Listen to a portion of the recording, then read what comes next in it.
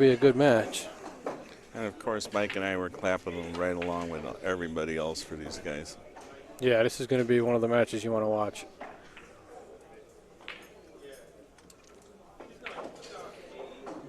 Close leg. I think Stehpen won. If you win the leg, you choose your option. You have an option to break or pass the break to your opponent. Right. I think he's going to let Danny do the breaking, and I think they're racking their own for this event. Yeah, I've seen players do both, but yeah, I believe you're supposed to rack your own. Well, I did notice there was a match, I think, before this that they had one of the tournament directors, I think, Dan Cintron's walking around. I think he's working the room. And he was racking for some of the opponents on a side table. Kind of figured they would do that for the TV table. You know, have the ref on the TV table. Yeah, they should. We have Dr. Jim Heller playing Darren Appleton on one of the tables, a thoracic surgeon. He says, I don't get nervous when I do a lung transplant. But when I play pool, I get nervous. He goes, I think it's because of all the practice I've had, and I just know what I'm doing and feel real comfortable. I don't get nervous at all in life and death situations. But on a pool table, you see surgeons, you see the toughest guy in the world shaking. Yeah. You know, it's hilarious. You know, every shot's like a 15-foot putt or a 5-foot putt, you know, in golf. You know, if you get the yips, right, you can miss anything. Yeah, I don't know. I'd be a little more nervous cutting somebody's lung out, hoping I can put something back. Or, Fingers, have you ever tried it? You might be really good at this. Well, if you ever need a lung transplant, if you want to call me, We'll give it a try. Can I have a couple of beers first to steady my hand? Steady your hand. Steady your hand.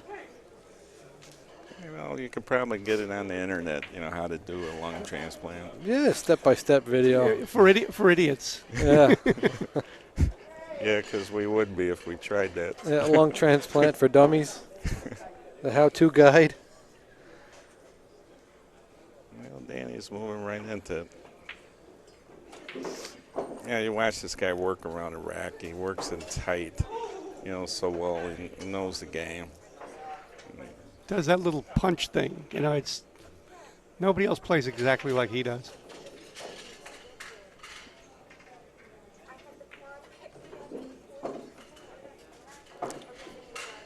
It adds for cue ball control. Sometimes a short stroke, two things. You might work with a short stroke to help you kill the cue ball, stop the ball when you're stopping or trying to hold it up. Right. Or, you know, just a different role, just dragging the cue ball. I noticed Shane, like, cues the cue ball low almost on every shot. You know, even when he's following the ball, he goes through the ball so sweet that he's able to follow it, you know, hit it near the center. A lot of players I know also do that. They sight low on the ball to allow themselves to see a better target on the cue ball without having the cue stick in the way. And then when they follow through, they know where their point of impact is going to be. They just follow through, they bring it up a little bit and go right through the impact point. Well, a really strange one is Oliver, who always cues like down, he's going to sculpt the ball, right, like scoop it up or something.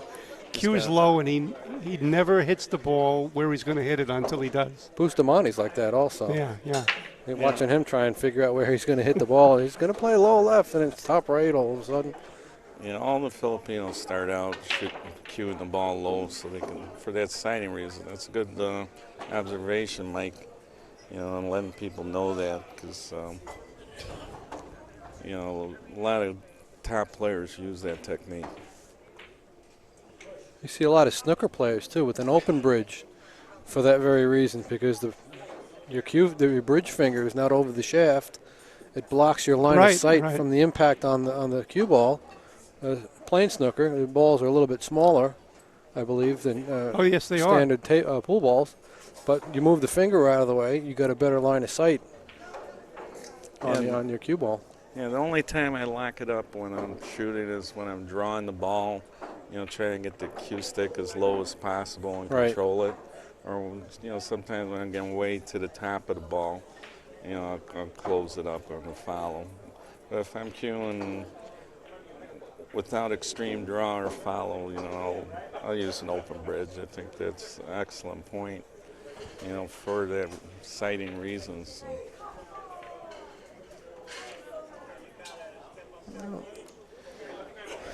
Danny sees the pattern right here. He's going to like get on this ball on the side, and a couple ways he can do it. I think he's going to break from the right side of the table, the left side on the screen. Oops. Well, I'm not sure he's going to be breaking at all anymore. He tried a slow spin shot, and he let up on it a little bit, and it probably massaged on him. I didn't like where he ended up. I figured he was going to play the 9, 14, 6, and then 11. So even if he made the 4, he's not in good shape on the 9, really. You don't want to drag it through that traffic. Yeah, I think he ended up short on the 9 because he hit that ball full. A lot of times when you see a player miss position, it's because he didn't hit the pocket right or he missed the ball. Okay, Stehpen gets his first opportunity here. He just playing it safe, put the cue ball right in the middle of all 4 balls there, and figuring out what he's going to shoot next. Probably 6 in the side, slide over for the 2 ball. I think he plays a 2 in the corner. You can go either way. Leaving this as a triangle position allows you to go with what you feel better with. Like, you could have gone with the 2 if that's what you prefer, or the 6, and that's why you leave certain balls at the end of the rack, to allow you to have choices. Yeah, you got to have some options. And it's hard to see from our vantage point. A player will get, to see exactly that little minute angle makes a big difference. Oh, yeah. In how you're going to move the ball.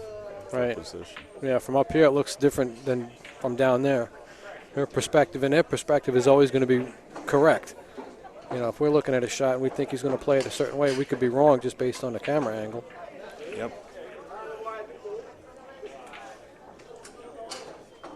And then it's also you got to take into account the player's style.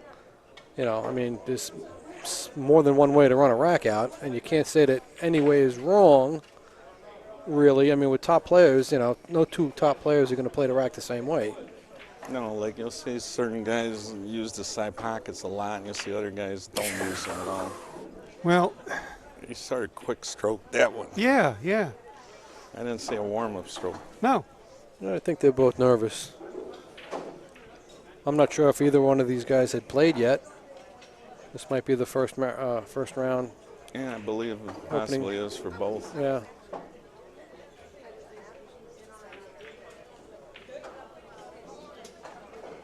Yeah, he's got that short little compact stroke. I expect to see a run. The way them balls open there's no 2 balls touching after the break, which is a good sign that, you see the balls opening up like that, you should be able to put together a run. From here, it looks like his 13 is going to be the break shot. Either that or the 7. Yeah, if nothing gets moved in a little better position, you might try to, move some, because to make the 6, he's got to clear pockets or get above it. It's right now what you're thinking is getting balls out of the way to create pockets for balls that are obstructed. I think he tried to get on the 6. He's already looking at where he can get, opening up the side that he's most comfortable with. If you're a right-handed player, you'd rather leave a break shot on the right side of the table on your screen, because you can reach the ball over the side of the table. Right. It's easier to get to.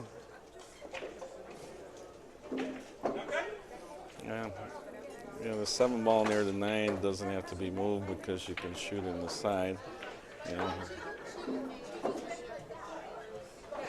Yeah, he's got a bunch of different options. Yeah, a lot of ways to go. You could have stopped, shot the 9 ball there, and did a little differently. But And when the balls are open, just go ahead and pick a rhythm. You're always trying to pick a rhythm when you're playing straight pool. You'd like to get moving, but you want to hurry but don't rush is the best way I can explain it. You Right. want to, hurry up to your shot, but then you turn around and take your time when you're lining up on it. Make sure you use your right procedure.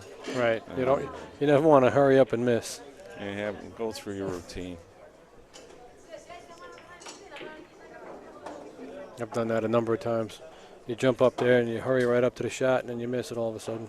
Yeah, you're so anxious to get in that dead stroke feeling where you're moving around freely around the table. Right. But sometimes you rush into it. Now see how he was playing position for the ball in the corner. It went a little further than we would have liked. And he's getting a feel for the table here. It's got a little bit of speed to it. So early on you might see good players getting out of line a little bit. But, they figure it out. And like I said earlier, you want to watch your opponent at the table so you can learn the speed. By watching shoot, Right. A lot of times you can pick up stuff. Now here he left that triangle again. You could shoot the 7, or you could shoot the 2, get straight on the 7. That's what he's going to try. I like that. 2 rails. Yeah, he's going for Well, you the side overstroked it a little pocket. bit. Yeah, the table's a little fast, but see how he's going He's got to play in the corner now. at the ball for position? Right. He didn't go across the ball. He's moving toward the ball, which allows you for better. It's going in the corner here and just rolling it in. Good shot. Yeah, this guy can play. Yeah, he's got a recovery gear. He can play a little bit. That's the one thing a lot of people have trouble with. You get out of line, you get out of position, and it runs over. Top players, 1 or 2 strokes after bad position, and usually they're right back in line again.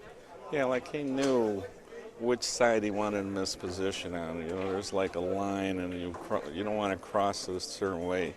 The way that he left it short, went too far for the side, but he had opened up the corner to him. Some guys get on the wrong side of the ball, and that's like a sin for a guy like Mosconi. Watch you get on the wrong side of the ball. Another missed break shot. Yeah, I think you wouldn't figure any of these things, right? And that wasn't even stroked hard. Yeah, he kind of let up on it a little bit. Sort of like Stehpen. You just a little bit. The break shot, you got to figure it out. Take a little time on it. Make sure. It's the English that you're putting on it. You usually want to have something on the break shot so you're sliding off the rack. You're Right. not freezing the balls. So, early on you hit a ball with English, it's a little difficult to judge and get the feel for it. When you put English on a ball, if your speed is let up at all, it usually massays on you. Like, Danny was putting English on that 2 ball in the side pocket. Mm-hmm. Right. So he missed 2 balls with the spin. And a lot of times it's who catches the gear first, definitely with these caliber players. Yeah, he's kind of tying things up a little bit. Yeah, he was fortunate. It looks like a dead combo. Should he have to go that route? I would shoot 2 combos here, rather than try to be perfect, unless you can draw into the rack here. He's drawing for the 10 ball. Break up the rack. You got your safety valves, 13 in the corner. You might get something else, but you want something that you're guaranteed to have a shot. Then you reassess after you break the balls to see if there's a better opportunity, a better way to pick them off than shooting that ball hanging in the pocket. You don't need to move that ball hanging in the pocket right away, because if you get in trouble, you got a ball hanging in the pocket. Right. It's always nice to have a nice little jelly roll sitting there for you. Something nice and easy. Yeah, I don't know how many times I've left that ball and didn't leave myself a shot at it. It's like, it's right in the pocket. I gotta have something. You missed the combo. Yeah. Because you didn't see exactly how it's sitting in the pocket. It's a little to one side, and you're on the wrong side of the combo. And now you can't cut it. I don't know if you can play the 14 without the 1, but he's going to play the combo and go after the 5. That's not a bad shot. No, you just got to go straight up the table. It's laying naturally. You notice how he didn't go out of his way worrying about the 5 ball. And he waited till usually during the run you'll fall on a ball that you can automatically go that way. Your cue ball's traveling that direction. So, don't go out of your way to get on that ball right away. Right. If you see an opportunity, go ahead and get it. The only thing I was telling people sometimes, if you do have a ball up table, sometimes you don't want to wait too long into the rack to go get it, because you keep eliminating the other balls that you get to fall on when you play that ball up table. Because after you make it, you still need something to shoot. Yeah, I would say don't worry about if you get more than 7 balls on the table or 8 balls, but you definitely should have that in the back of your mind, getting to it as quick as you can. Right. But don't force yourself to get there until you have to. Well, what I've heard is that if you have more than 2 balls up table, then you go after them as quickly as possible. But if you have 1 ball up table, you're more than likely to have something you just said that will allow you to fall on it. Right. See, we learned something today. I didn't say it worked. I said I heard it. Oh. So that's just hearsay. I like that. I like that. You got to have good rules of thumb. Like in straight pool, you'll work one side of the table and get the balls there on that side before you go back to the other side. Right. So there's certain rules of thumb, and I think that's a good rule you pointed out there, Al. I'm going to add to that, as a matter of fact, if you do have more than 1 ball up table, 2 or 3 balls perhaps, a good rule of thumb would be to play all of them at the same time while you're up there. You don't commute back and forth. Exactly. No. You're up table, take care of all your trouble up table, and then come back down. Instead of trying to go up and down, like you said, because now you're starting to get traffic involved. You have to put speed, and,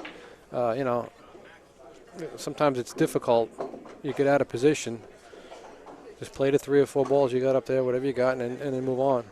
Yeah, I heard there were old-time straight pool players that didn't even like to go to the rail with their cue ball, like Frank McGowan. Didn't even want to hit a rail, the way they picked them off. So I think you got to be pretty good to not hit a rail. Yeah. you got to control everything pretty good. Yeah, as little as possible, but believe me, it can be done. As little travel as possible is really what you're hoping to do, in the game, because that allows for the least amount of error. Right. Yeah, it makes perfect sense.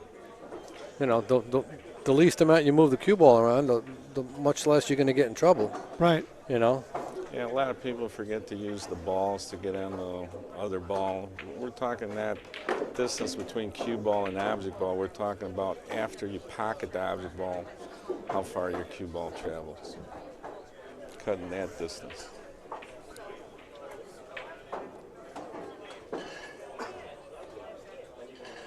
Summertime in New York, it's a lot of fun. Go out, get yourself a souvlaki on the corner, about 6 blocks down. Lots of food. Some great food at Steinway Billiards. I had some chicken soup. It's the Greek, the avogado lemon, or the egg lemon soup. It's delicious. They put a lot of chicken in it that you don't get at a lot of places. So it's a whole meal. What do you think he's going to use as his break shot? I think one of the balls below the rack. Yeah. He'll probably get these side balls. 3-1, 11, 9, 6, 2. Yeah, the 11, looks like it might go by the 9, or he might roll up for the 11 in the side. And we'll find out in this shot how he plays it. He's rolling for the side. Yeah. So see what he's doing is he stop 9, stop, shoot the 6, break with the 2. Yep, I like that.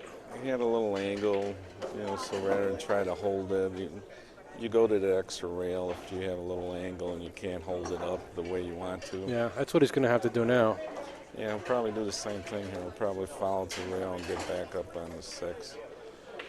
He's going for his extension. There you go. An extension is an addition to the back of your cue that sort of grips on it, where you get extra length on your cue rather than use the bridge. You know, makes it one of the new conveniences of pool. Did he get far enough? Yeah, you can still roll it in. You know, you might go to the rail again here, There a you little go. inside English. There he is. He had a little spin on that. You see that dotted cue ball spinning. That's why we like playing with that measle The ball. measle ball, yeah. You know, it's great to see how a player puts a spin on a ball that you really couldn't catch before the measle ball. It was hard to catch for most people. Now, the rails never lie. If you're spinning the ball and it hits the rail and it opens up, it had English on it, you know. So, you know, a good player didn't need to measle the ball. If he saw the ball react a certain way off the rail, he knows what kind of English the player imparted on the cue ball. What do you think? Is he going to follow with high left and go one rail? I think he's going high right. I think he's got to go high right. Yep. He went inside. He was trying to go 3 rails back to the center of the table. Got a kiss, otherwise he would have been right there. Yeah, I think he hit the 7 ball too full to go high left. But he's got the 14. He's pretty good from here. He's got the 11 too if he wants it. It's a tough shot, but I think he just played a 14. Yeah. And then maneuver from there. Get on the 11 next maybe. Yeah, a lot of times after a break, look for your easiest shot and then play position. And shoot a few more easy shots. So, good rule of thumb there too, you know, you look for the easiest shot most of the time, and that's what you're shooting at after the break and 8 ball, you know, straight pool. But of course, there's always exceptions. Right. Here it looks like he's going to get on the 5 ball to break. I don't know if both the balls go. So, you know, shooting this inside ball is usually the way you want to go when you're shooting these shots, even if you got the outside ball, because you just draw back for the 2 ball. You pound it forward a little bit. Yeah, it worked out. Drew back to the center. But depending on how you hit the ball, if you hit the ball low, you're not going to draw back.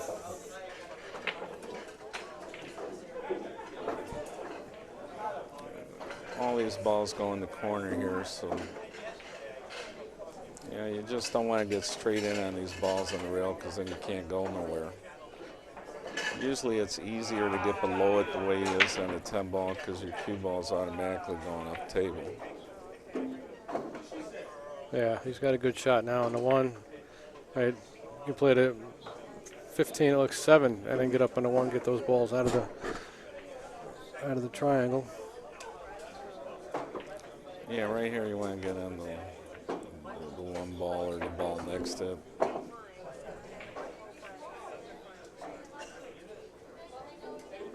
The reason he's not looking at the 1, it's probably a better shot, is because you're jacked up over the 2, so you ain't even going to bother to look at it, see the angle. Don't shoot jacked up. If you had a choice, you know, most of the time, again, 9 out of 10, you want to shoot the ball you're not jacked up over. I like the 11-3 from here. As the last 2 balls? No, I mean to shoot now. You can play the 11-3, then the 1, get angle, get on the 6. He's going to try and play the 1. He's going to have to draw back or... He doesn't want to leave that 1 ball dangling because you go 11-3, then it's difficult to get from the 1 to the 6. Of course, now he's in that's not trouble here. Absolutely not what he wanted. Try to shoot this in the corner, come across the table. That's right. Nicely done. He doesn't have the, I'm not sure if he's got a good angle on this 11 ball where he could hold it up and draw back for the 6. You know, so he might have to shoot the 6. I think he's got to play the 6. He can just play a stop shot on the 6, play the 11, go up table with spin, a little bit of left-hand spin. And again, your line here is you want to stay below the ball toward the rack so you can go back to the end rail away from the 2 ball and just watch your speed coming back. If he would have been on the other way coming toward the rack, it's much more difficult to get on the break shot. Yeah, he might overhit this one a bit. Yeah, the table speak at him, or he put a No, little too much English on it and got too deep into the corner. He's still got angle, though. He's starting to calm down, and he's playing better.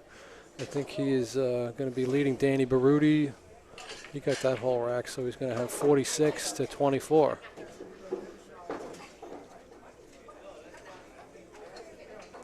Yep. Quick race to 100. Yeah, once again, it's a short race. 100 points goes fast. During this break shot, you want to bounce into him with a forced draw and come back. He's force followed. Yeah, and he's gonna. He'll have a 3-ball combo, but he might have got a little lucky here. If that combo didn't go, yeah, wouldn't be looking at much here. He got a lot lucky. How about that 8-ball? You think he can cut the 8 in and he might have a pocket on that? He might. He's not looking at it, which is kind of surprising. I don't think he can see it then. But there's that 3-ball combo. Ooh, just barely. He's got the 14 now to go back into him. You don't have to hit these that hard. He'll have the 8 or the 15. Yeah, when you have protection, you don't have to go into them as hard. If you have no protection, you got to Oof. blast them. Look at that. Oh, wow. I didn't see that coming. Well, guess what, folks? As we all know, this game is harsh. Yeah. Just that little chip. When you chip a ball like that, it's brutal, And scratch, You have to chip it just right. Wow. Yeah, just off by a little bit. If he hits the other side of that ball, he doesn't go near the side pocket, and he keeps running. And that's why Willie Mosconi never ran 1,000 right there. That's why Willie didn't run 1,000. Confirmation on that. Some days it goes like that, too. Oh, yeah. Some days you're the bug. Some days you're the windshield.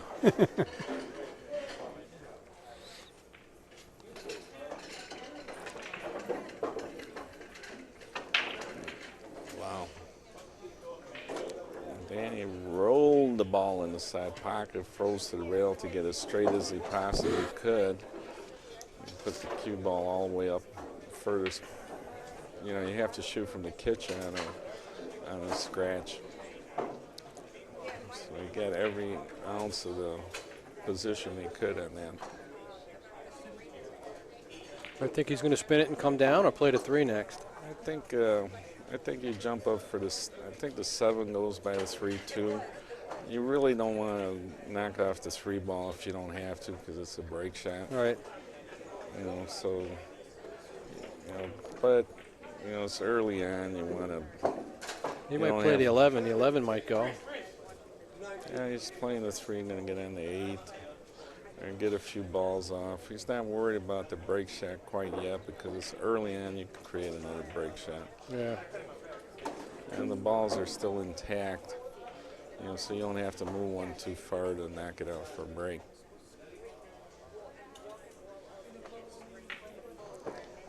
Here the 2-ball goes back in the corner.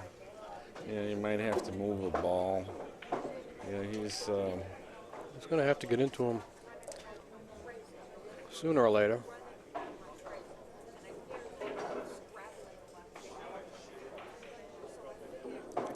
Yeah, these are the times that you want to take a little bit of time and get a plan. You don't just want to power this 8-ball in and try to break them up. You might have to look for something you can get a little better angle.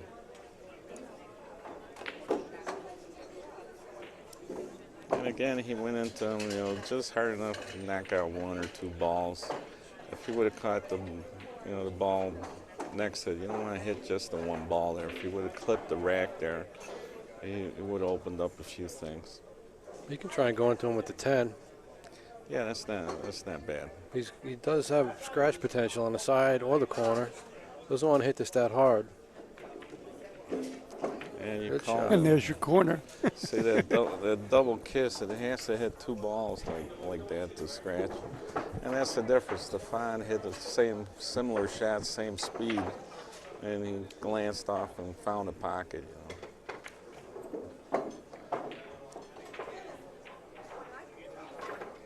Yeah, He's straight in on a 7, probably get on the 1. He's got 2 balls on the left side of your screen, you know, for a key ball and a break ball. There's a ball near the side pocket. When you're playing straight pull, this is when you want to slow down. When there's about 5, 6 balls on the table, you want to make sure you get dead in line and go about it the right way. That's a good time to slow down.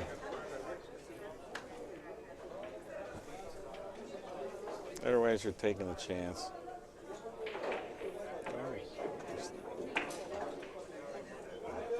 I guarantee you, shooting that ball, he's got a plan. He planned this whole rack out.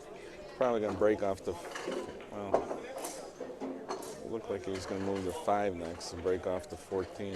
He's going to have to come around 2 rails for the 1 or the 10 next. Or yeah, you don't want to come up or the short. 12. You know. He went a little far, but I think he's got a bit of an angle on that, on the stripe he's shooting. it looks like he's going to bounce into the 1 and just knock it over a little bit. Oh, he's able to stop it. He would have liked to stun through a little bit. He's got to rethink. He's going to take away his break shot. Interesting. Very interesting. He's trying to knock out a break shot there. If he missed it, he wanted to just roll it in and get on the 7 in this first side pocket break shot. He's going to try and hit the 7 again right here. Yeah, that's all you can do. Run into it. That works. Now, is he a little high to get into that stack, or can he roll into it? He's a little high, so I think he can just clip it. He'll be able to get into it. and to clip it on a shot like this, you got to hit the ball slow. If you hit it hard, you miss the whole rack. Right. You glance over it, and The cue ball bounces, and it takes a different angle. It doesn't go through the ball as much.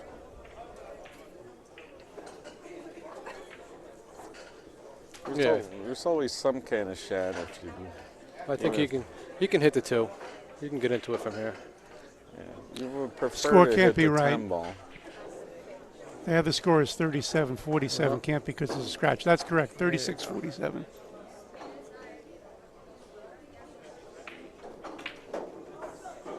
Yeah, the balls you got to add up to like 14 per rack. So 2 racks is 28, 3 is 42, 4 is 56, 5 is 70. Then you go to 84.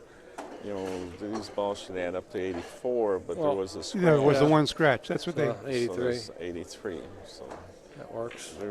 you're able to retrack and think like that. Well, how many scratches were this? And that's one way of checking your score. Well, that's presuming that you know how to count. Yeah, well, Mike Siegel told me he counts by 14 real well. His other math, he uses his fingers, but, he can go 14, 98. Yeah, he knows the numbers. 196. He knows his 14 times tables. Yep. Nope. Really? So he just decided to slide over, and he was going to play safe on the side of the rack. But now he's going to glance up and leave him up table. He's going to thin the 2. He doesn't want to push out the 1 or the 13, and I think he missed the stack. Yep. Oh, boy. So I put him on the first scratch there. What Danny did have on that break shot is he could have went to the side rail and into the rack at 100 miles an hour if he wanted to be super aggressive. Right. But on tight tables in the World Championship, I don't see many guys shooting that shot. I think Torsten Holman would have played that. Definitely. He would have rifled that in there. 1 rail, full speed, bottom right just a little bit. Yep. And,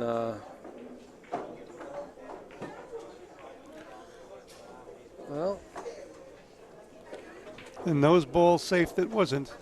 Yeah, but Danny's on the first scratch, so it wasn't a horrible shot by Stehpen. I think Danny can go off the 10 and back into the rack here. I don't know if that combination isn't dead on the right side of the screen. You might be able to glance off the rack and a little bit of left-hand English get back. I like kind of going thin off the 2 with a little bit of right and getting up by the side pocket where he's standing now. Yeah, if she can get up high on the side and not leave any of these lower balls. Right. Nothing goes with the 6 there, so. Yeah, that would be a better shot if she could do it. You don't want to come out too far. You leave the 14 maybe. I don't see any other combination. I don't think that 113 goes. No. He's looking at both possibilities that we pointed out. And again, it's just a matter of, a little fraction of a half turn of the cue ball, and which way is the proper way to go in this spot. Or is that, 8 ball, a 6 ball, or 3 ball, 7 ball, whatever that is next to the rack, not going from getting up by the side pocket. But you got to get to the rail because you don't want to be on two scratches here. He's just taking his foul here. Yeah, I think he's going to go into the 10, like you said, maybe come back out. I don't see a reason. Why would he want to foul? He tells Stehpen you're on 2. Yeah, but I think Stephan's got a really good shot here to get safe again. I wasn't crazy about that. If he can thin off the 2 again, he's going to play the same shot I was saying, just get to the side pocket. And now Danny's going to be on 2, right? Yep.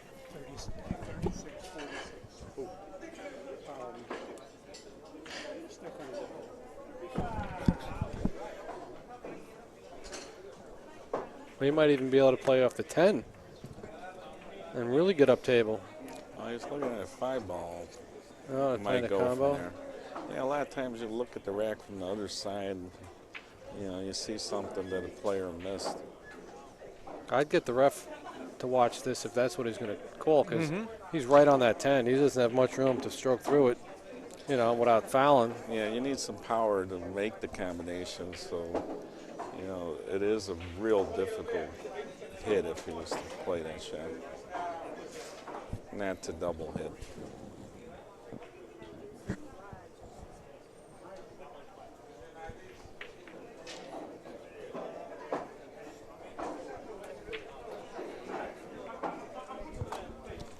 All right, folks, 36-46 in favor of Stehpen Cohen, a gentleman at the table. Stephan's got a little bit of weight on him, and he moves around the table pretty good. So does Danny. There's something to this moving with a little bit of spring in your step around the table, playing this game. Well, I was commenting on that before, Tom. I think that Stehpen is about 10 kilos lighter than he was last year. Yeah, last year he was had to go to the backup vest, if you remember. Yeah, that's what he's doing, and he didn't leave nothing. Well, does the 2 go off the 5? Looks to be a little full, but it's hard to tell from our angle. It's close if you throw it, but there's not enough distance between them where you can throw it much. Right.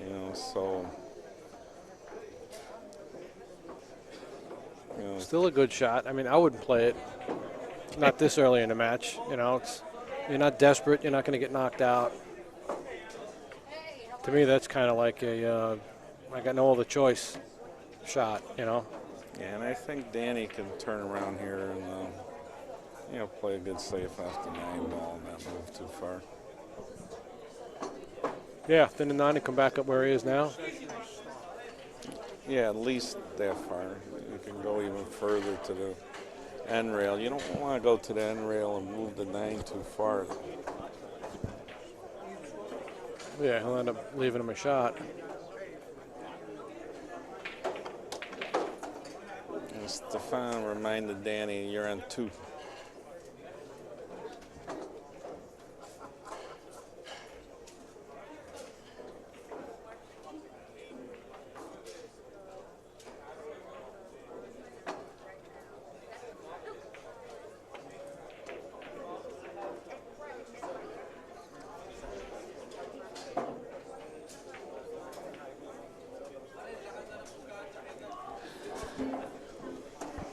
I'm not sure what they're discussing.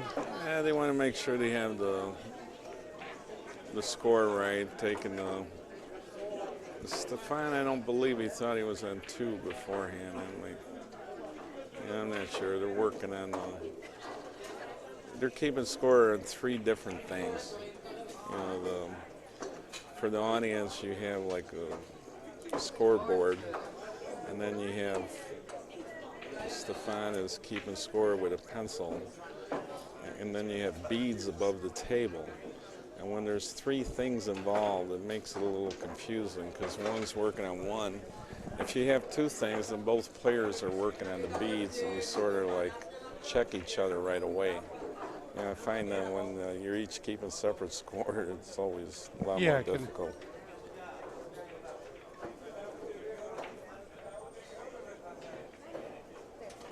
Danny's looking at this combo. What combo is he looking at? 8-6? On the 11 ball. It's got a little bit of distance between it. Oh, the 11-12 maybe? Yeah, he was looking at a 4-ball combination. Yeah, he's looking at it. He's not going to shoot it. Sound like he said play the 11 on the microphone. Yeah, these the balls table. are cutting the ball a little bit. Oh, that's not how he's playing it. He's playing a 5-ball, 6-ball combination. Watch this. He tried to play. Wow. Did he try to play the 2? I thought he tried to play the 11. Everything was in Or motion. whatever ball was over here, but it was like a 4 or 5-ball combination. Yeah. That didn't look. Your kiss shot, Michael, looked like a little less crazy than that one. Yeah, the 5 was almost gone. Well, I guess, you do have to take into account how crazy you want to get. Well, you're only crazy until the ball goes in, and then you're a genius. I was going to say, you're only crazy if it misses. If it goes in, you're a genius. That was jumping out the window. Did the windows open in the Empire State Building? Because that was a big leap there.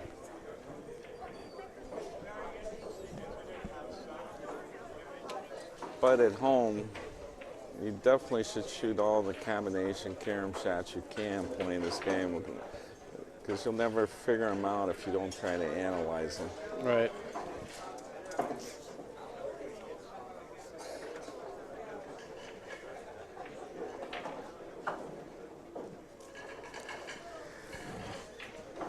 Yeah, if you guys at home want to practice a game to improve, I would highly recommend practicing straight pool, because straight pool will strengthen every other game that you play. 9-ball, 10-ball, 8-ball rotation.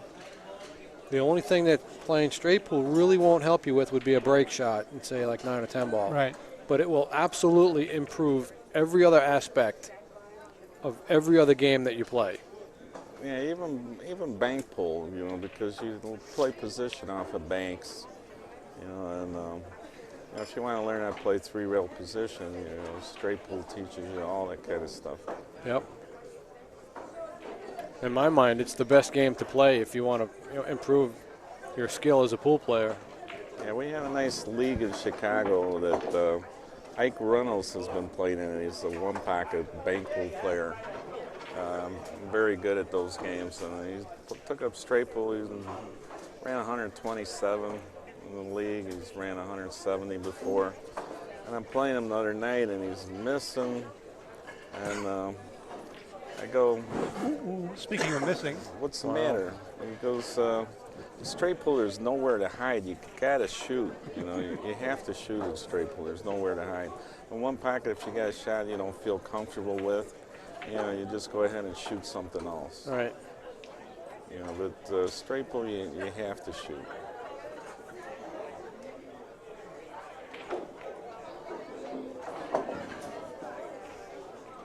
Allison Fisher just walked by. Not with a C. Allison Fisher with a C. Thank you.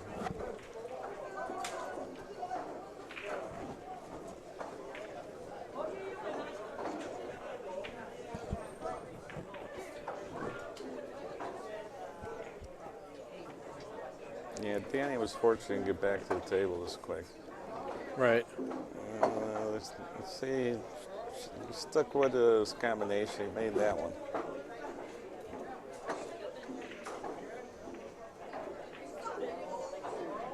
He's got to figure out how to get the 3 out of there. Yeah, that's a definite problem. You can't really shoot the 9 and draw into him here. So you have to get above him somehow.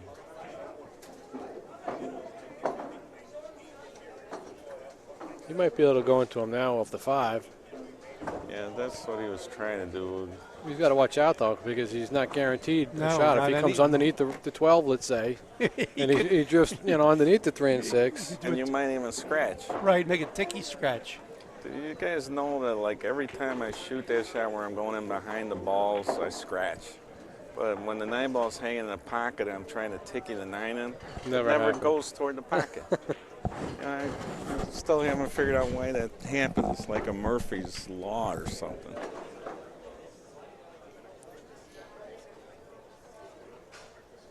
Yeah, it'll never happen when you want it to happen. But when you desperately need for it to not happen, that's when it goes right in. Like it had eyes.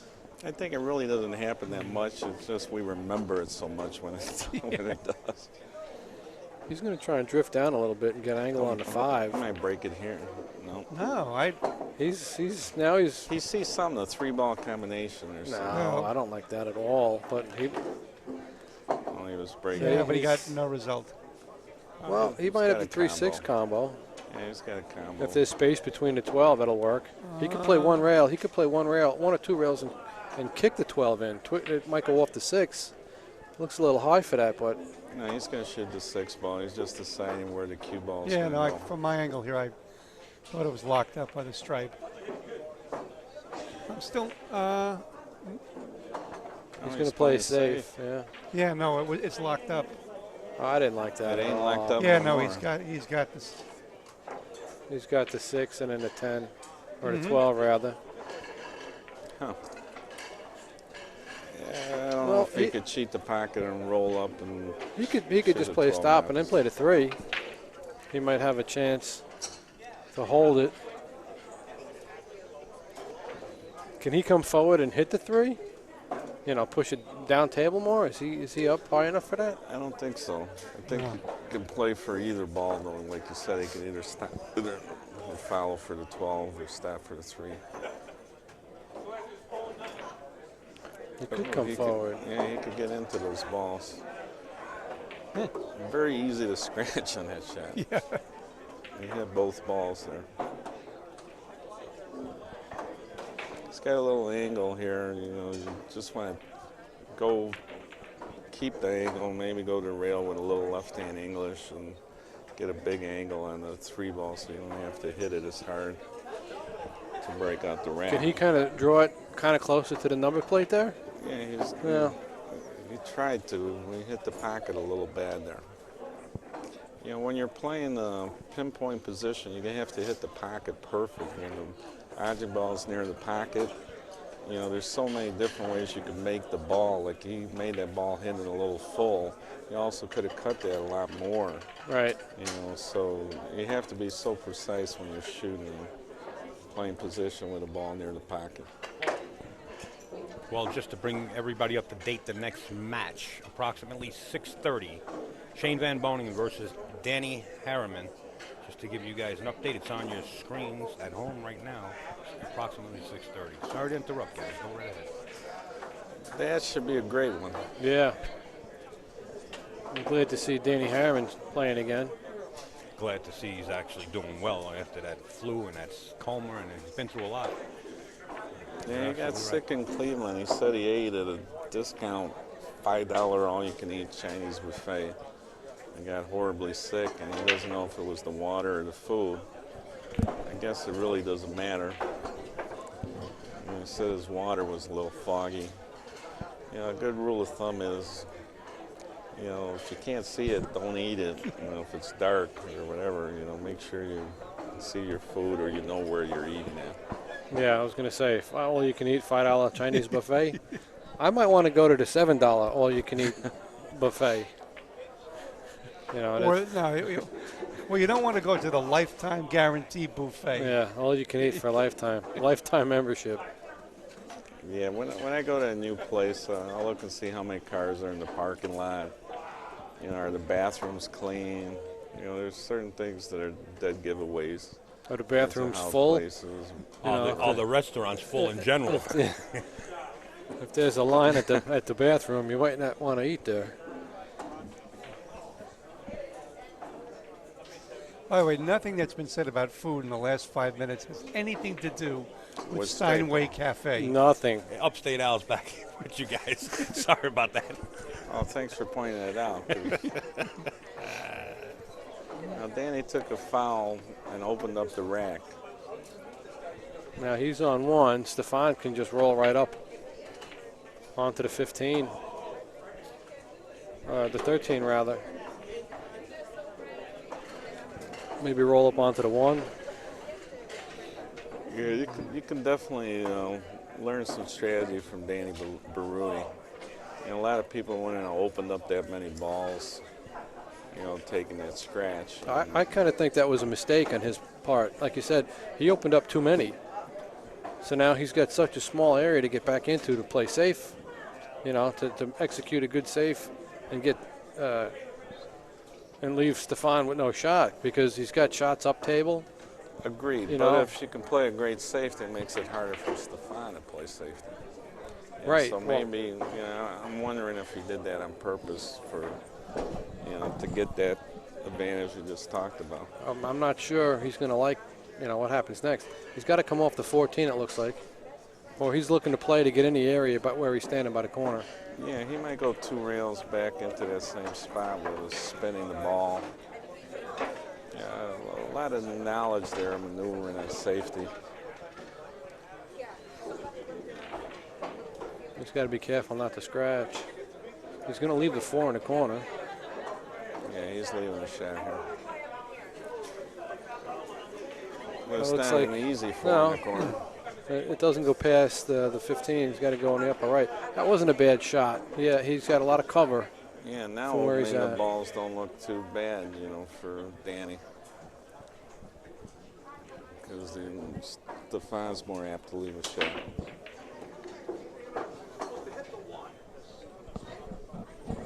Of course, like you pointed out, if he does make the 4, he's going to have plenty of shots.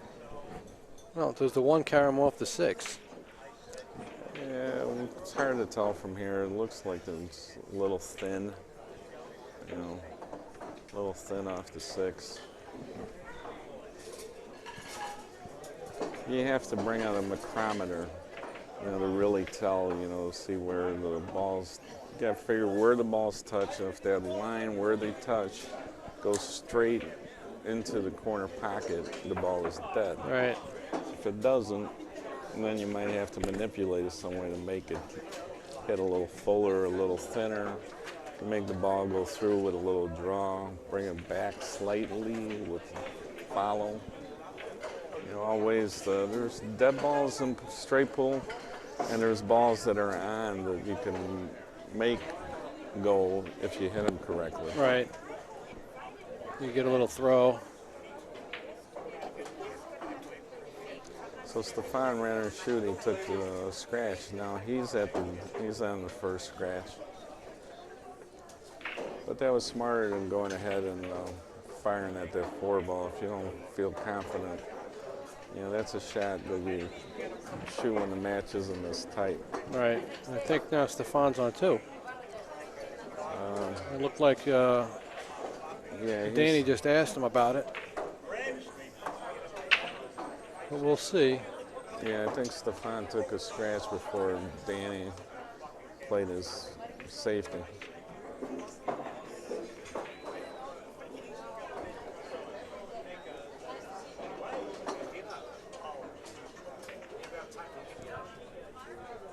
He's going to come off, I think, the 1 and try and get back into that corner.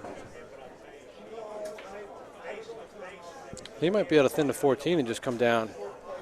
He's got to do something. He likes the fact that 4 doesn't go in the left back corner pocket. So if he can put him to that point where Danny had him, a lot of these balls don't go in the side pockets, so it wouldn't be bad. But he can go off either ball and get in that general area.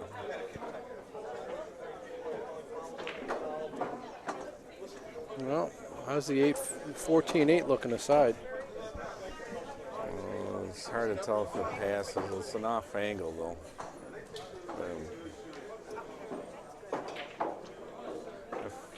Do they forego on this side? I can't tell. I think it would. I don't think the 12's in the way.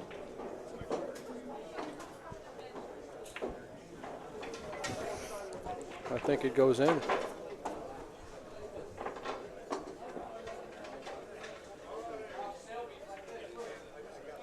What is he doing?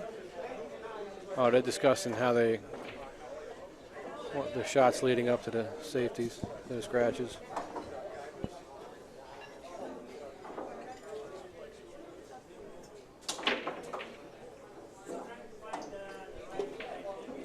Yeah, full goes in. Yes, it does.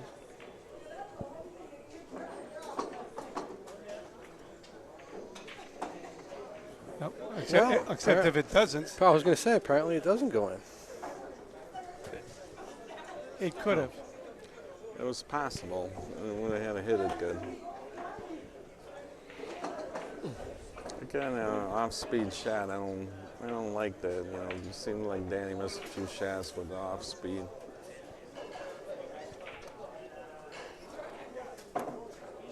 These first-round matches can be so tough. You're getting used to the cloth and the feel of the game.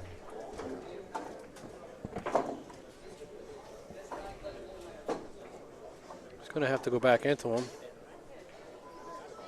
He can play into him off the 5 next.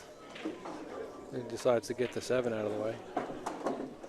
He can still come down and get on the 5 and go into him and have maybe the 12 or the 11 as a little bit of a safety shot next.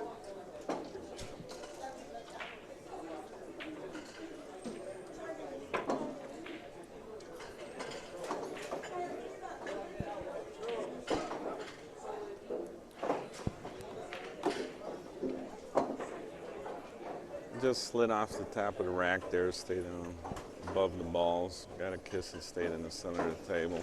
I was going to try and manufacture some type of break shot. Plenty of shots, no shot, no 2 balls touching. You know, so you'll have opportunities to bump something out. You got to plan on, you know, what you have. Like you can break off the 2, the 1, the 6. Any one of these balls are actually near the rack, except the ones that are in the rack. All the rest are possible break shots that need to be tweaked, you know, put in a little better position. Yeah, that's what he tried there. He came close to moving that 8 out of the rack. Well, he can draw off the 14, it looks like, and push the 9 up and still have the 11. Yeah, and it looks like the 8 in the side, or he can shoot the 6 in the corner also if he bumps the 9 out. Now here you got to hit the pocket just right to get into that 9. It looks like it has a little angle on it, so you want to hit the pocket on the low side, you know, as full as you can hit it. Yeah. Well, that might have been what he tried to do, but he couldn't get into it, like you said. He had a bit of an angle. Yeah, and he might have been trying to draw into the 9 and bump the 8 out too. You know, maybe he had a little too much angle to go into the 9. And he came up short there. I don't think he can play the 9 and touch the 8. If you slow rolling, you might be able to just nick the 8. No. Yeah, he said no thanks. Yeah, he couldn't hit it there. Now you guys start looking at those shots I was talking about earlier, like the 2 and the 6. And these 2 balls in the center of the table, either one can be a side pocket break shot. Yeah, I like the 11 for that. Yeah, because it's less to the center. When a ball's dead in the center, it's a little hard to get to the rack. When it's off to one of the sides, then you leave the cue ball on the same side that it's favoring.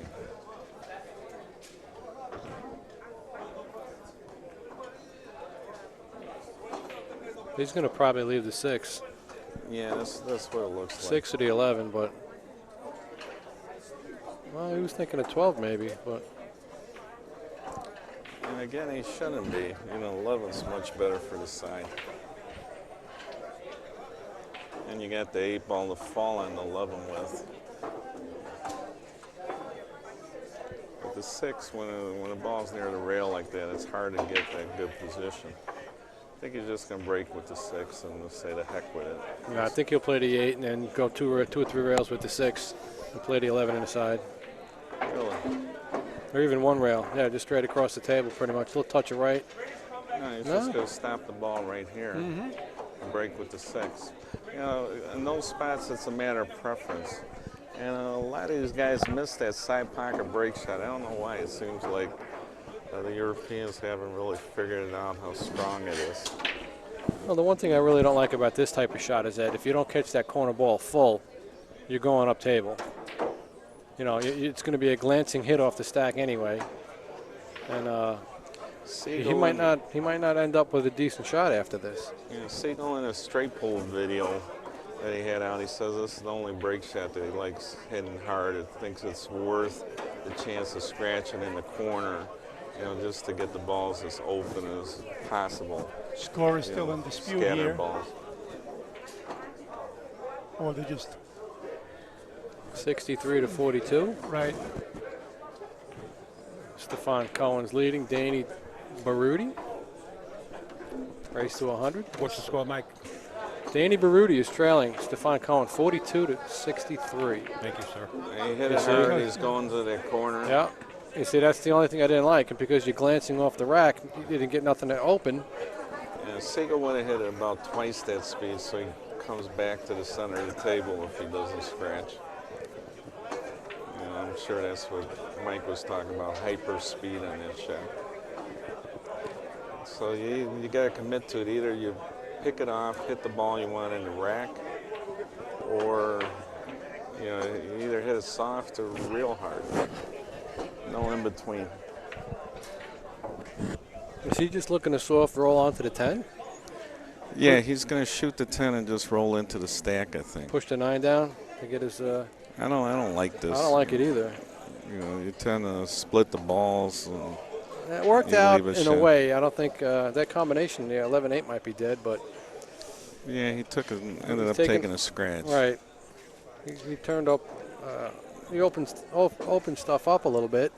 But if that 8 ball's anywhere close, Danny can hit either side of it to manipulate the throw on it.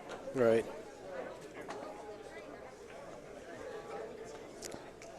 You don't like it, but he's gonna play it. Yeah, it might have some room in between them where it's not going to throw as much. He's got it. Yeah, he's spun it pretty good to stay on the 12. Yeah, he might not shoot that break ball yet. He might shoot the 5 here and go into the 3. Well, he can come up out of side pocket, too. No, he's going to hit him hard and break. All right, he's got the 9, it looks like. Man, that 3-7 got a little funny, I think.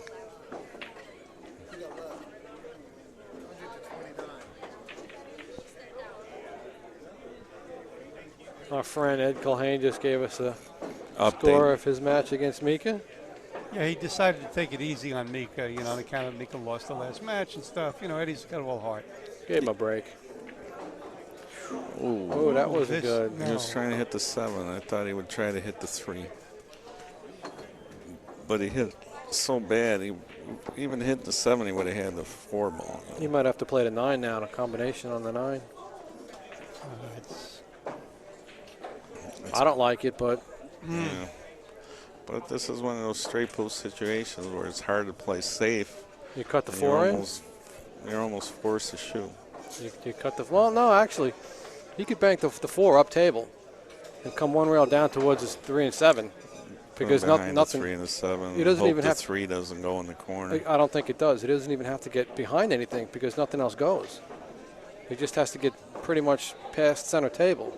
And this is the time when, as announcers, you're a little bit quiet because you don't want to coach Danny, you know, because he probably didn't see that. You don't know. Yeah. Oh my God, he shot another dead ball. Yeah. That wasn't dead. Right.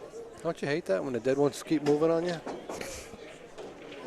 Sometimes the pocket moves, you know, when the ball's going toward it. Very strange. It's the second time this game he kind of scrambled the eggs, right? Yeah.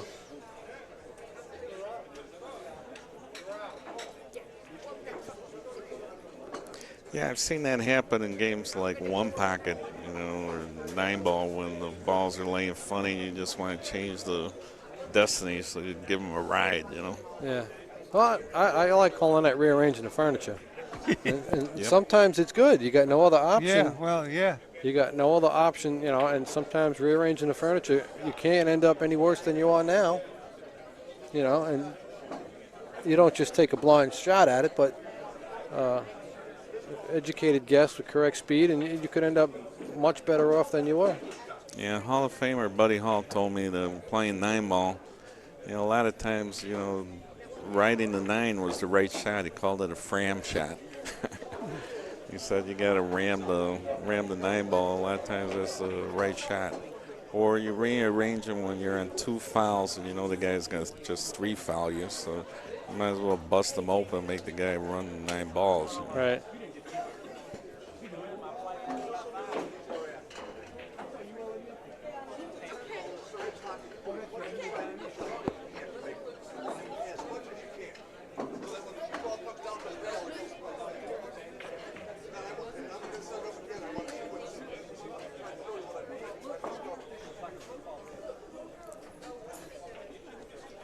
Looks like he's going to use the 1 as his break. Probably get on it with the 10 or the 11. The 13, rather. Yeah, you just want to move the 3 now. You know, maybe roll it in for the 7. Put a little right-hand English out. Like we said, the rail never lies. Spun the ball and got position in the 7. Sometimes I like to draw this shot with a little right-hand English, but, you know, you're going into balls if you do that. So you're forced to hit it with a follow. And that's why you got to learn, you know, different ways to pocket balls with different Englishes and to avoid possible trouble. So that was a little risky on his part. Yep. He chose to cinch the ball and he ran into the ball. And anytime you run into the ball, if he would have hit it any other way, he would have had shots. Right. Easier shots. Now he's going to play a tough shot on the 9. Or an 11 in the corners. The right shot would be, if you could theoretically pocket everything, would be the 11 ball. Get rid of that. It's dangling out there, and you know, use these other 3 balls to get on the 1. But the sensible shot is a lot closer to 9. You got to play the 9 and just come 1 rail. Yep. Now he's got angle on the 10. I would shoot the 11 here. The 11. Cause the ball down table over there. No, that's a tough cut shot. Yeah, but you automatically get on these 2 balls where, you know, now if he gets back on the 11, you know, he's got to use the 11 to get on the 1 ball, and he might not get there. A little tougher shot on the 11, but you just have to come across the table. Position was automatic. Yeah, you got a good angle on it. Yeah. He just sent a ball, pound it a little bit, and come back across table. If he wants to spin it, he can spin it forward 3 rails, but I don't like that shot. Yeah, you got to worry about scratching across table. That's the only thing really possible problem. He's going for the close to the side, Yeah, but he's going to work out pretty good. yeah, he held it up. Didn't hit it quite hard enough to scratch.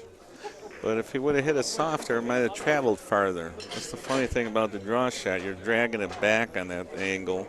Sometimes when you let up on it a little bit, it goes forward and comes quicker across the table. That low English slows the cue ball down, but you got to have the right speed on it. All right, looks like Stefan Cohen 72, Danny Baruti 46. So 2 more racks. And I'm going to predict that he definitely hits the pack here. I think it's going to be close, but I think he'll definitely get into it. If an eagle comes down and steals the cue ball, it won't happen. Yeah, he hit it twice. Oh, God. And he really got lucky on that, didn't he? Wow. Siegel hates the break shot. He hates the traditional break shot, and a lot of times your ball just ends up on the short rail with nothing to shoot at. He can't believe that that's what he's got left. That's something I would end up with. Yeah, no balls touching. And no shot. I think from here you roll up right onto the 12. Jeez. What can you do? I shoot the 5 ball and come right back where it's at. You know, break the 5 cross table. If you shoot Can the he hit it 2 full ball, enough you without gotta hitting leave it? I was going to say, can he hit it full enough without hitting the 2? It looks like it. You draw up, yeah, and tie up on the 12. Or you just roll back on the 12 ball, but then, you know, you got to get to the rail. You can only do that twice. The third time, you got to go to a separate rail. So if he did roll up to that ball that he's jacked up over, Danny would just touch it, and then he'd have to hit it and go to a different cushion.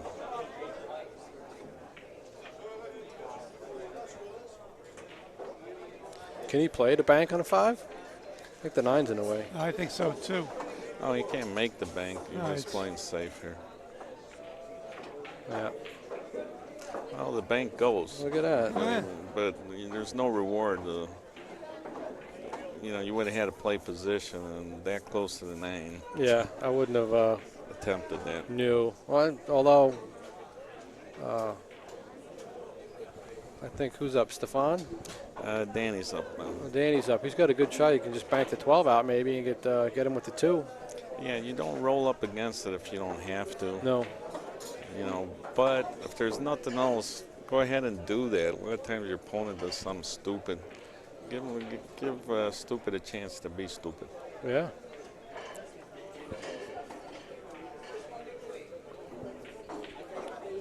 That last break shot where you bet he was going to hit the rack, you know, Dallas would say when he had like a backward cut on a tough break angle like that, he'd say the opposite. Because I don't know if I'm going to hit the rack, but I'm going to make this 12 ball. It looks Just like to remind himself to go ahead and make the break shot. Don't worry about the rack. That was automatic. does the 8 go by the 9, and can he see it? The 8 might go in the side pocket, and I don't think he can see it. Mizrak was unbelievable at these shots. Froze on the rail. He could shoot that 8 ball in the side pocket and roll it in there like just perfect nerves of steel. Or great player, Hall of Famer Steve Mizrak, no longer with us, of course, but never to be forgotten by anybody that saw him play. Try to get a video of Steve and see his command at the table. He sure looked great at the table playing straight pull.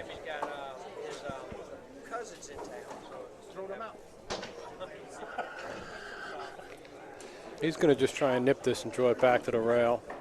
I think he wants to draw it off the rail an inch or 2. So, yeah, I think he wants. Oh, he drew it to the rail to make sure that he gets a cushion there, because that 7 didn't have to go. right.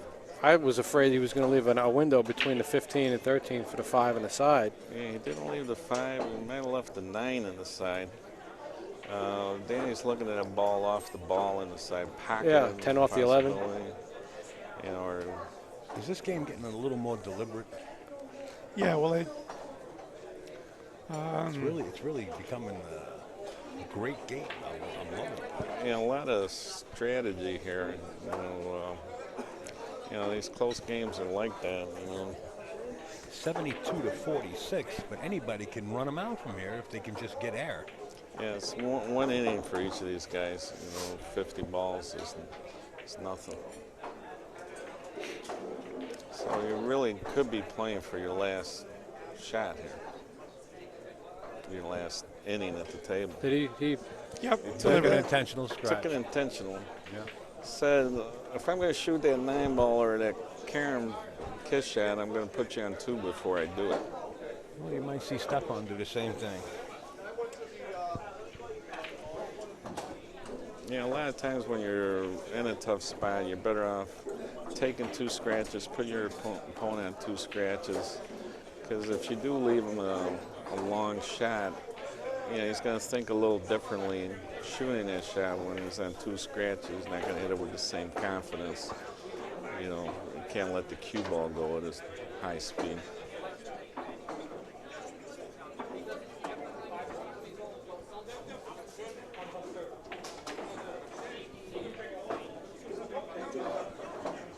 Alan Hopkins is being inducted in the Hall of Fame this year.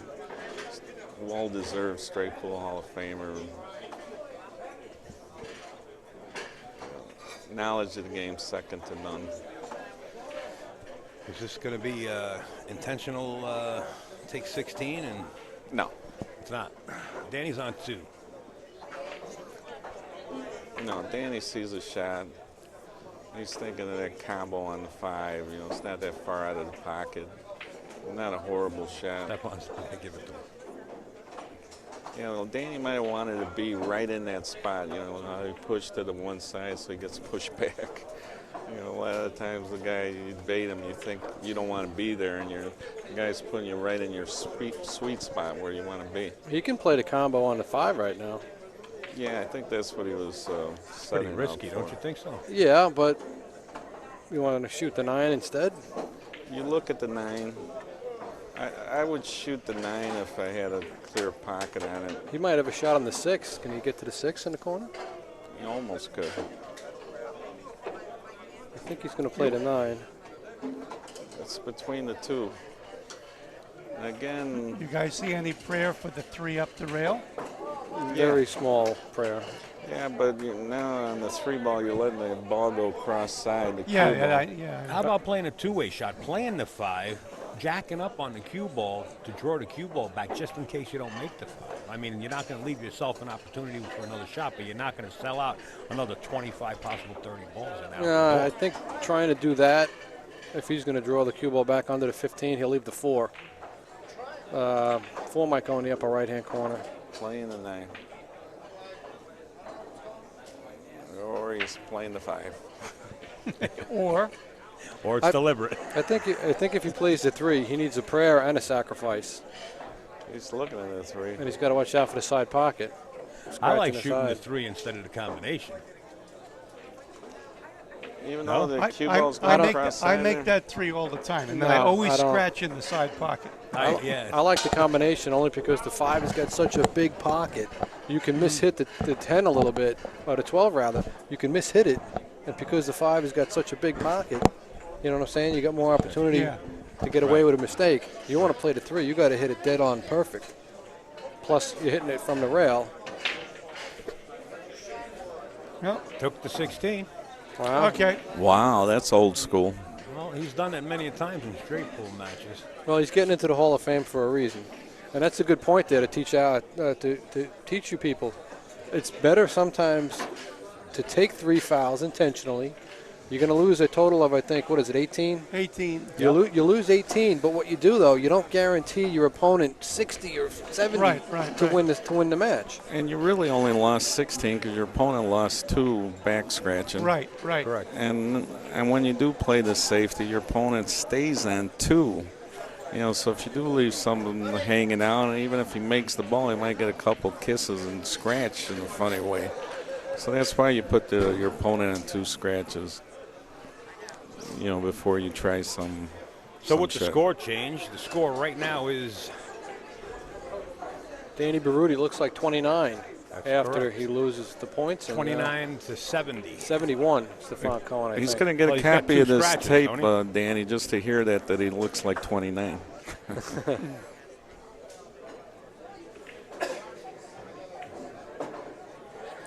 See, now, you know, you fire in this 9 ball, you kiss off that 15 into the corner, and you're in trouble.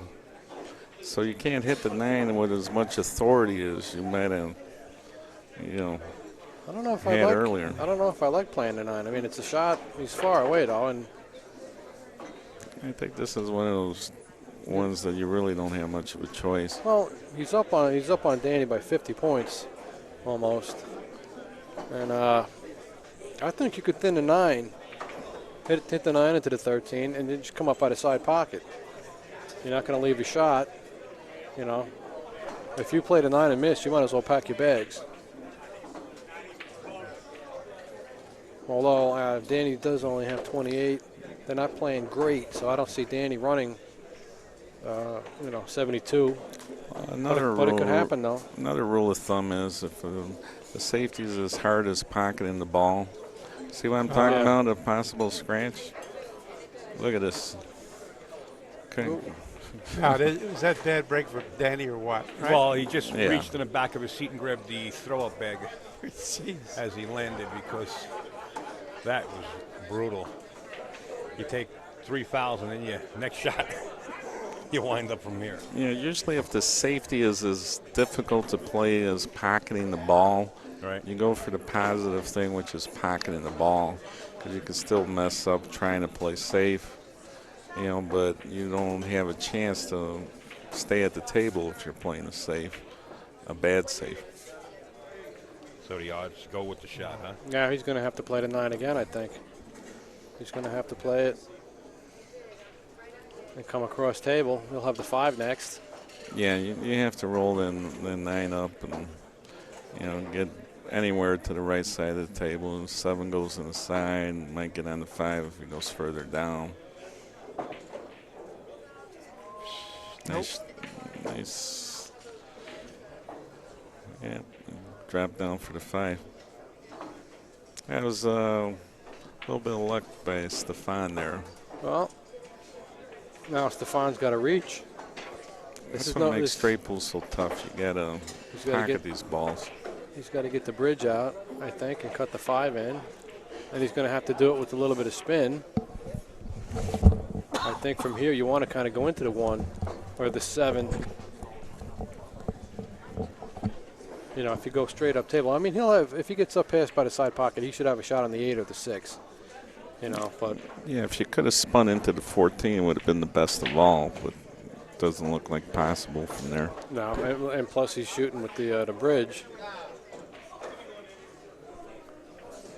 You see, this is going to be a difficult shot. I would just try and just come straight up table, just make the 5. And then, like I said, you'll have a shot on the 8 or the 6. Yeah, in France they say lay bridge. He ran into the wrong ball, like you said, and look what happened. Well, he's got the 10. It worked out nice for him, but. Yeah, that's fortunate. Yeah. Sometimes you can do the wrong thing and get the right result. Yeah, these guys lead the life I dream about. Getting good rolls. And everybody gets good rolls. The only time you think that you're not getting good rolls is when you get a negative attitude, because they really do even out. Yeah.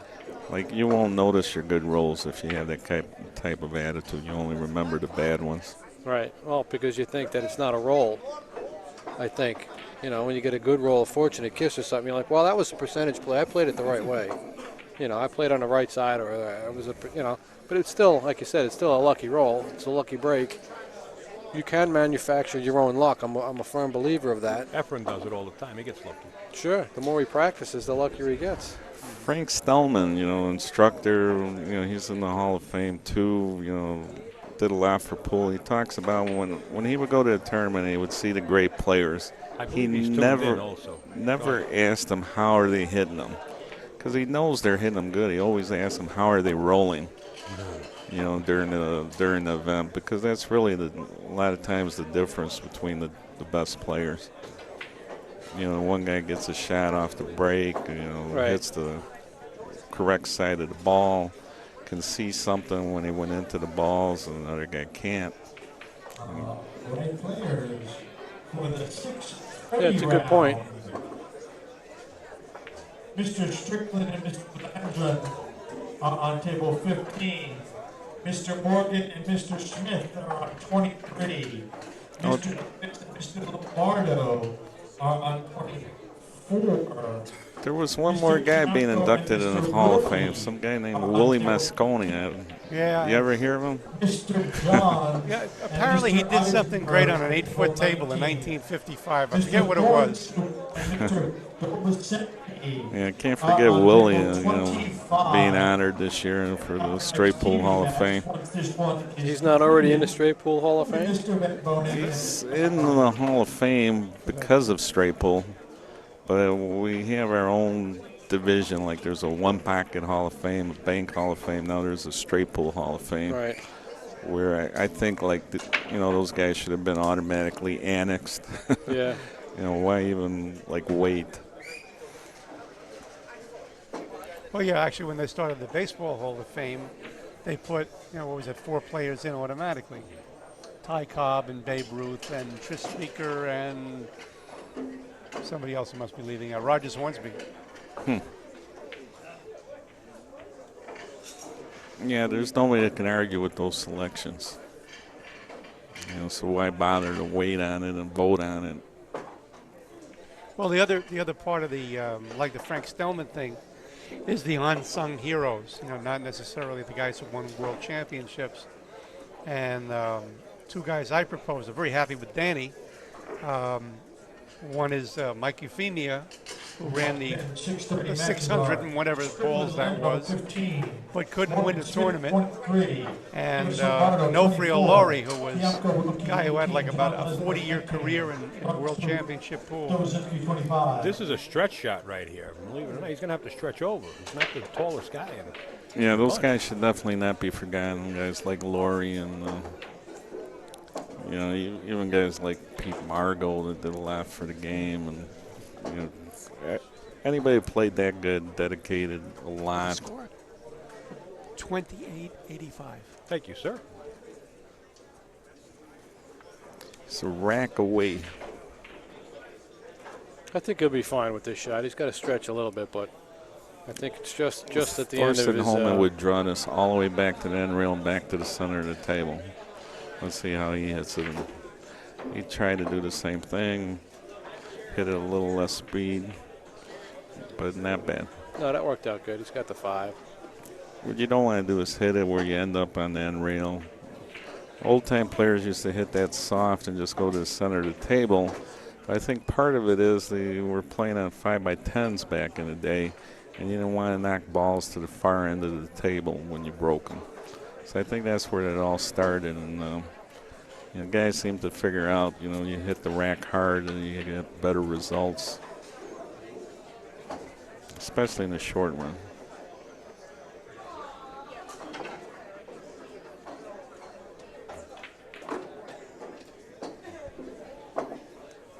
Although last year I saw Earl Strickland playing Thorsten Holman, and Thorsten didn't miss a ball. He scratched breaking the balls 3 times during the match and lost by 11.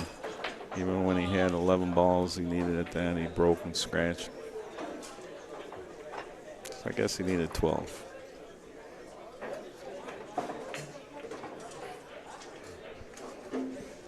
Now here you only need the rack, so something good to remember is don't leave a break shot. You know, you might as well take the break shots off the table. Right, yeah, if you don't need them.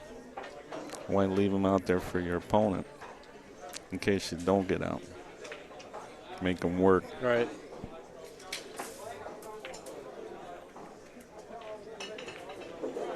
How many does he need? Does he need the whole rack? He needs a rack plus. He needs the rack plus a No, ball. I think it's we started 85, right? Yeah, the plus ball is the break ball. Right, yeah. You know, Which is so what happened in the last game with Roble. You know, he forgot Roberto Gomez. Gomez. Yeah. He actually wound up making that shot. He made it, but yeah. He left the 8 ball in the rack. That's what he did, didn't he? Yeah. He played position to shoot it right there, too.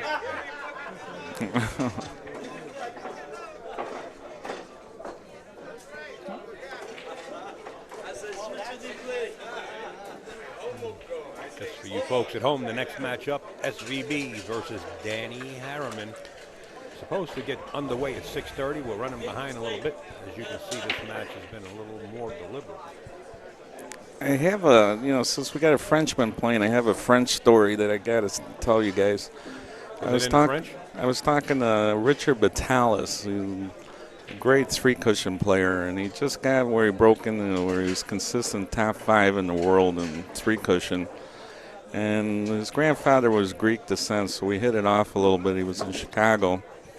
And I asked him, what did you do to get to that top echelon of players? And he goes, Tommy, you must eat the game. And I'm wondering, eat the game? You know, French, right. What do they eat? Good food? I don't know. He goes, no, you eat the game. He goes, you know how you go on a first date with a girl you really like, and she's beautiful, and you want to impress her, and you know, at the end of the dinner, you're eating dessert, and you're very careful not to get anything on you, any chocolate syrup or anything. He goes, well, you know, that same Sunday, if you eat it when you're watching the football game, I think he meant soccer. So when you're watching the football game, you eat that, and you're in your grubby clothes and your bad clothes, and you're eating that that Sunday the way you want to. He goes, that's how you got to play the game. You must eat the game. Comfortably. You know, play it. Don't worry about, you know, how Raymond Coolmans would have hit the shot or another great billiard player. You know, you got to do it your own way. Okay. That's good advice. Yeah, and another thing that I figured out, like, I used to go to Dallas West and try to emulate them all the time, and it's probably the hardest thing to do because what you're actually doing is you're trying to copy Van Gogh or something like that, you know, and you're doing the same picture that he's doing. And how good would Picasso do copying Van Gogh? Right. You know, you got to figure out what brings out the best in your game.